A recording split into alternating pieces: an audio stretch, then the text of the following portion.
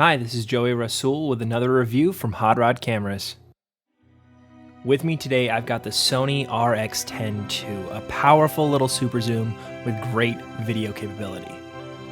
As professional shooters, it's sometimes really tough to negotiate shooting in our personal life, say family events or little outings, vacations, things like that. You can't exactly bring a Phantom Miro to your son's soccer game. As much as I'd love to bring an Alexa Mini and a Movi M10 to my next family reunion, I don't think that's going to fly with my relatives. So the RX10 is my way of getting things that I want out of a camera in a very, very small package. Like Sony's other cameras, the RX10 has a great looking spec sheet. 240 frames a second burst mode in HD, S-Log2, native 4K recording, a 24 to 200 millimeter zoom, at least as a 35 equivalent, with a 2.8 to f4 f-stop, and a built-in ND. The lens on the camera also has a declicked aperture and a coating that lets in almost no flares. With all these features in a body with such a small footprint, this is not a camera for professional use. This is a camera for professionals to use in non-professional situations. Now, there are about a dozen cameras that fit this bill of fixed lens, small body, video powerhouse cameras, and the RX10 II hits the right sweet spot for me.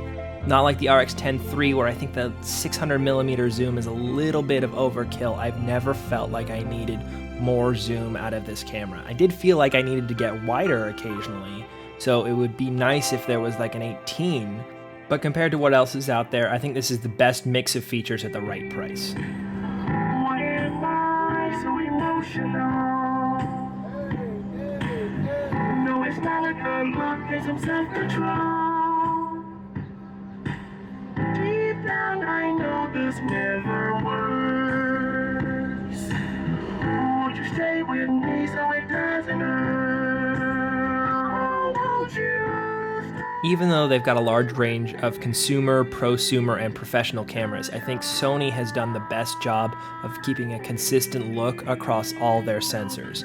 So if you're used to the look of an FS7 or an F55, you're not that far off with this camera, so you can get that same kind of color grade that you've been doing with your professional shoots in this RX10. And especially if you're used to S-Log, S-Log2 in this functions exactly the same as I'd expect it to on any other camera.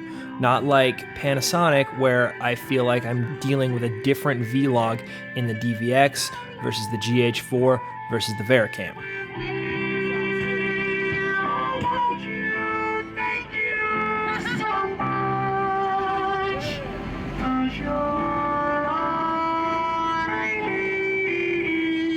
The usability of the body and the menus are kind of what you'd expect from Sony, packed with features, but maybe not the most accessible. You are able to hotkey in almost any of the commands, which is another reason for this to be a personal camera. If you're like me, then you see the world through your job a little bit, and maybe one day you look outside and the clouds are doing something interesting, or there's something cool happening down the street that you want to capture in slow motion. This is a great camera to be able to pull out very quickly, or even already have on you, and go and capture that. The burst mode on this camera is a lot like the Sony FS700, although the record times are severely limited. Instead of having 8 seconds, you've got more like 2 seconds in 240, 480, or 960. And the resolution does go down after 240 frames a second. So 960, you are in a very, very low resolution. Sony's been good about making really, really strong low-light cameras, and this isn't one of them. Though it is only a 1-inch sensor, so that's to be expected. You're also losing a lot of rolling shutter issues because you do have such a small sensor with this camera. Welcome to your 20s, you said with a sigh. There are a couple downsides to this camera, mainly that you can't manually focus and zoom at the same time, which is tough when you're zooming into something and you realize that you've been slightly out of focus. You can't adjust it until your zoom lands. Also, you can't use U1 rated cards. You have to use U3 rated cards. Now, I know of other cameras that are shooting at this exact same format that are able to handle U1 cards, and I don't think it's a speed issue necessarily. The firmware literally will not let you use U1 cards at 4K S-Log. Sip your drink slow or the room. Also, another firmware issue, there is no time-lapse function in this camera, which seems like something sorely missing. Intervalometers can very easily be built in now. I have one on my GH4 and absolutely love it. I understand that a lot of photography cameras have external intervalometers, but the whole point of using this camera is to be compact and have a very simple handheld rig, so putting an external intervalometer on there just kind of defeats that purpose.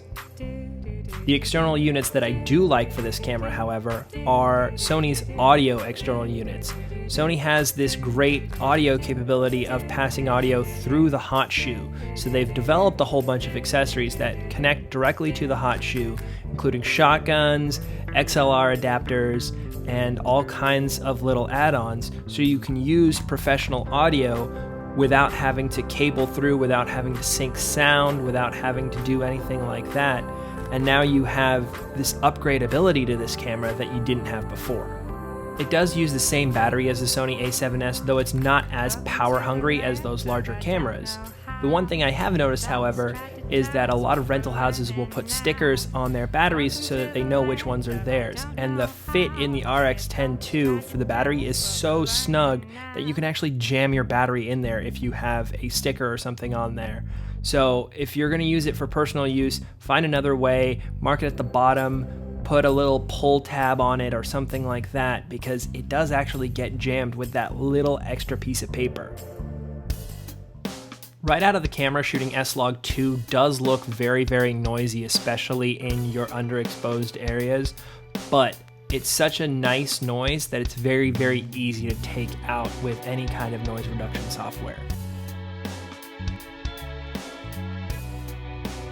This is not the camera to shoot your next feature on. This is not the camera to pull out for high-profile interviews.